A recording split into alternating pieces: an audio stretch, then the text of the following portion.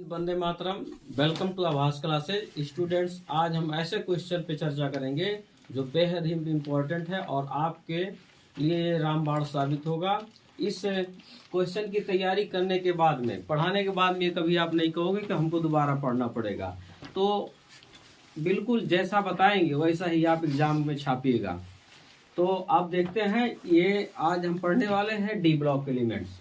ठीक है ना, बेहद इंपॉर्टेंट टॉपिक है जो इस क्वेश्चन की श्रृंखला में आज हम पहला क्वेश्चन लेके आए हैं, डी ब्लॉक एलिमेंट्स। सबसे पहले ये जो आपको सीक्वेंस दिख रहा है, ये सीक्वेंस एक जगह नोट करके उसको आप 10 बार पहले आप नोट कर लिख लीजिएगा, ताकि प्रैक्टिस में हो जाए कि अगर हम डी ब्लॉक लिख रहे हैं एलिमेंट्स तो हमको ये हेडिंग क्या होना चाहिए, आना चाहिए।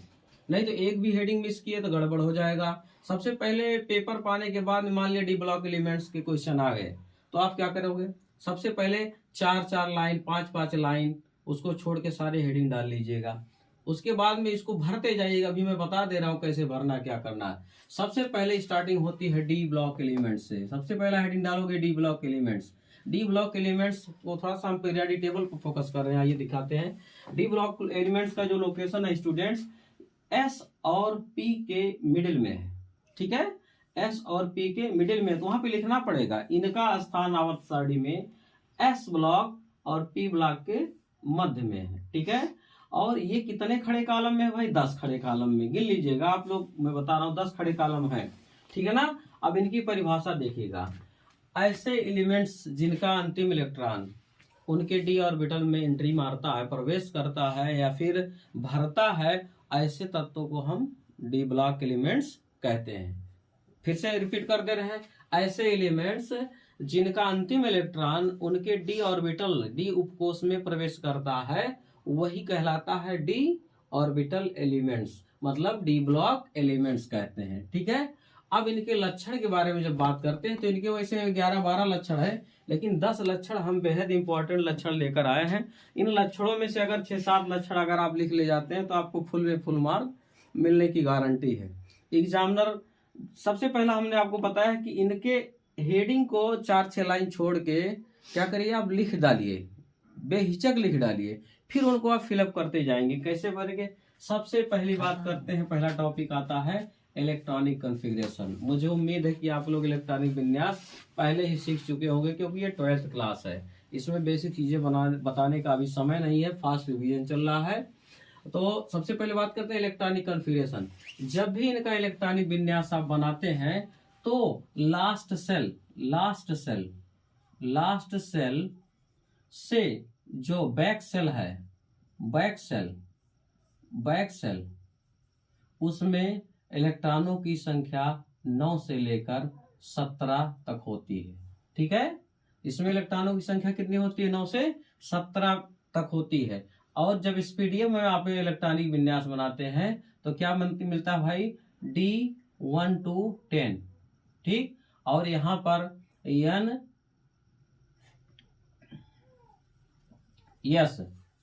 to 2, मतलब क्या है, ये N जो है यही सेल के नंबर्स हैं, 1 2 3 4 करके लिखा है ना, ये सेल नंबर है, और डी उसका ब्लॉक है, और ये NS2 यानी उसके अंतिम कोष में 1 या 2 इलेक्ट्रॉन प्रेजेंट होते हैं। उसका अंतिम इलेक्ट्रॉन कहाँ भरता है भाई, डी ऑर्बिटल्स में, इसलिए इनको हम डी ब्लॉक एलिमेंट्स कहते हैं। और इसमें क्या करेंगे, इलेक्ट्रॉनिक कॉन्फ़िगरेशन में करना क्या है, आपको 8-10 एलिमेंट का आप एग्जाम्पल देके उनके सारे इलेक्ट्रॉनिक विन्यास आप बना लेंगे। लेकिन 2 एलिमेंट्स को भूलना मत, क्योंकि 2 एलिमेंट्स जो यहाँ पे आते हैं, एक आता है क्रोमियम 24 पे और कॉपर किस पे आता है, 29 पे। इसको बनाना मत भूलिएगा, क्योंकि एक्सेप्शनल ही एलिमेंट्स है। एग्जामिनर का फोकस सबसे ज्यादा एक्सेप्शनल एलिमेंट्स जो होता है। एक्सेप्शनल एलिमेंट्स का मतलब है ऐसे एलिमेंट्स जिस पर बोर साहब का रूल्स फॉलो नहीं करता, उनको हम एक्सेप्शनल एलिमेंट्स के नाम से जानते हैं। आइए देखते हैं। देखिए, क्रोमियम का होता है वैसे बोर साहब के अनुसार से 2 8 12 2, लेकिन इनका जो फाइनल इलेक्ट्रॉनिक विन्यास आता है वो आता है 2 8 13 1। ये याद कर लीजिएगा, उनका फाइनल इलेक्ट्रॉनिक विन्यास क्या है स्टूडेंट्स, 2 8 13 1। और कॉपर का 29 होता है तो 2 8 17 2। लेकिन इनका जो अंतिम इलेक्ट्रॉनिक विन्यास ओरिजिनल जो अफबाओं की परिस्थिति से होता है 2 8 18 1। ये वाला आपको इलेक्ट्रॉनिक विन्यास वहां पे ठोकना है, ये वाला नहीं ठोकना है, क्योंकि एग्जामिनर का फोकस इसी पे होगा।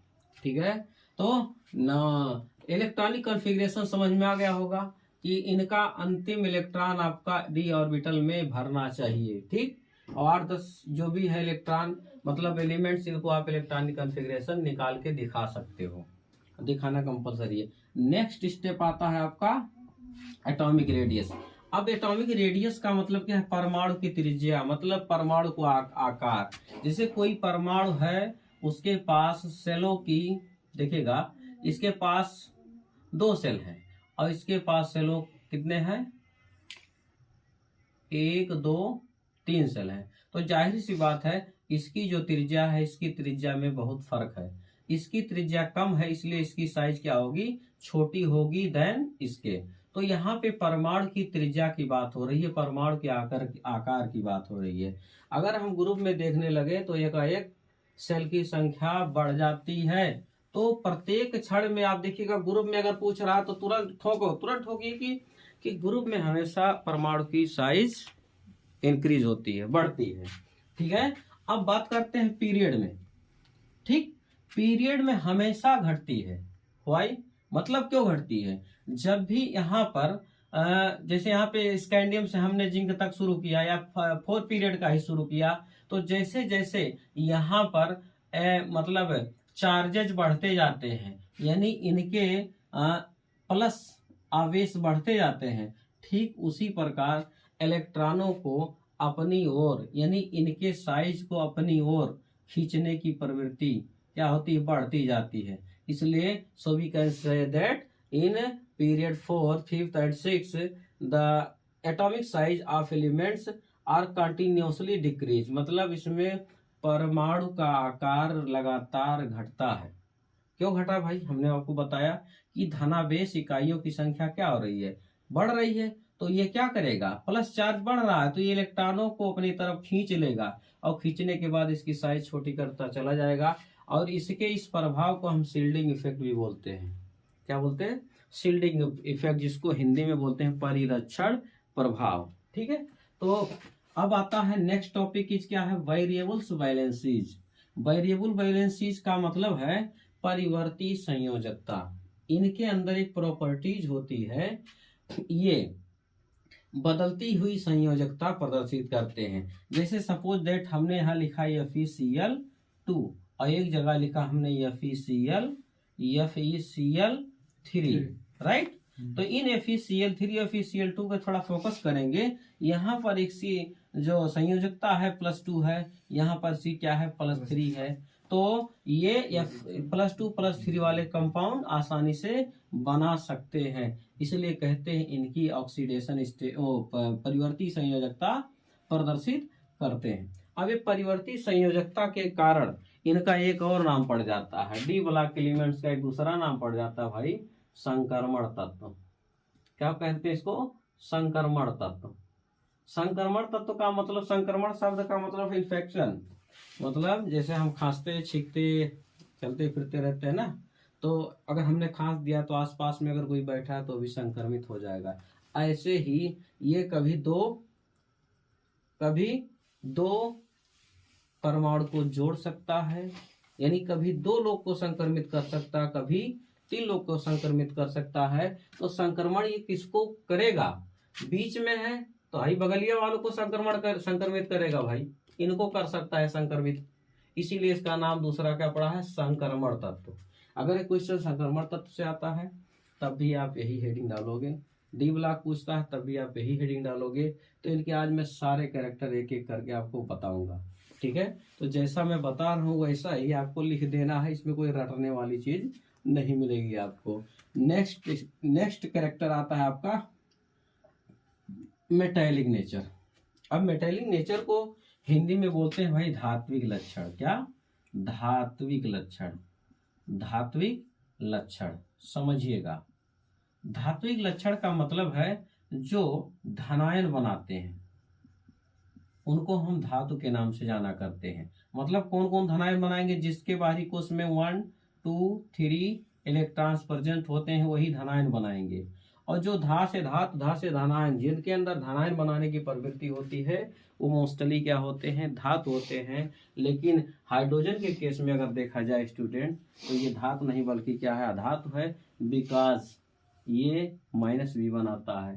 तो ये गैस है, तो इसको हम गैस को धातु के रूप में यूज नहीं कर सकते, तो ये अपवाद में आता है। इसीलिए इसका स्थान अभी तक फिक्स नहीं हुआ हाइड्रोजन को कहाँ रखा जाए, ऐसे रख दिया गया है, इसका नेचर अलग है भाई। देखिए अब इसमें देखिए सबसे पहला हम अगर बात करें, सबसे पहला देखिए ये धातु है, ये धातु है।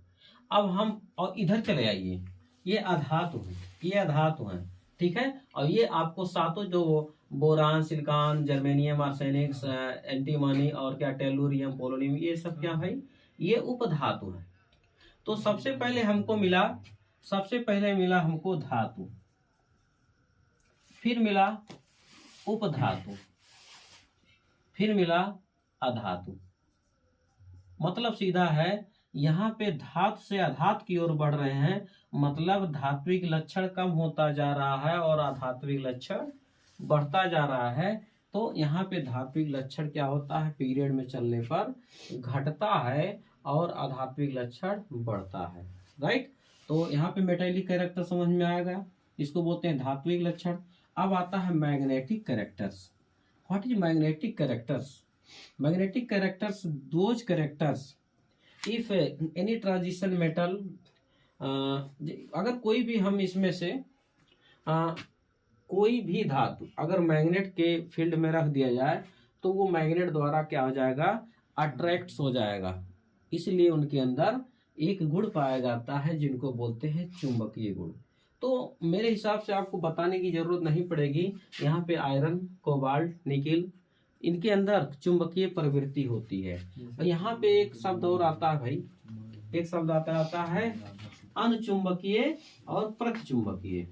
ये ध्यान में रखिएगा, ये अनुचुंबकीय प्रतिचुंबकीय का मतलब है जिनमें अनपेयर्ड इलेक्ट्रॉन होंगे। अनपेयर्ड माने अयुग्मित इलेक्ट्रॉन, उनको हम बोलेंगे अनुचुंबकीय। और जिनमें पेयर्ड इलेक्ट्रॉन होंगे उनको क्या बोलेंगे भाई, प्रतिचुंबकीय। अब यहीं पर आप देखिए इनके इलेक्ट्रॉनिक कॉन्फ़िगरेशन को हम और जूम कर दे रहे हैं ऑर्बिटल में भर के। देखिएगा लास्ट वाले दो सेल उठाइए, है ना। तो इसका आएगा 3s2, है ना। और क्या आएगा भाई 3p6 और 3d 10 आएगा, है ना। 6 2 8 5 आएगा, 3d 5 आएगा। अब इसको हम जूम कर देते थोड़ा सा, तो डी ऑर्बिटल में देखिएगा 1 2 3 4 5।